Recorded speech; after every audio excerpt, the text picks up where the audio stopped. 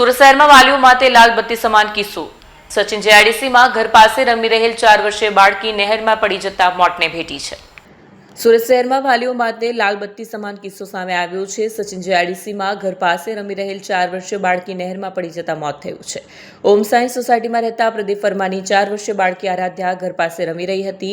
બાળકીની માતા ઘરકામ કરી રહી હતી. બાળકી રમતમાં ઘર પાસે આવેલ નહેરમાં પડી ગઈ. સ્થાનિકોની નજર જતા બાળકીને તાત્કાલિક બહાર કાઢવામાં આવી. બાળકીને સારવાર માટે ખસેડવામાં આવી, જ્યાં તબીબોએ બાળકીને મૃત જાહેર કરી. બાળકીના અચાનક નહેરમાં ડૂબી જવાથી મોત નિપજતા પરિવાર શોકમાં ગરકાવ થયો છે. સચિન જેઆઈડીસી પોલીસે ગુનો નોંધીને કાર્યવાહી હાથ ધરી છે. प्रदीप वर्मा। आप कहाँ पे रहते हो?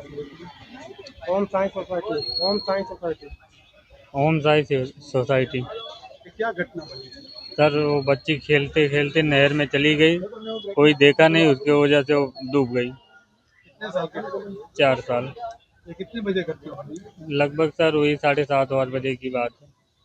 मैं आप कहाँ पे थे?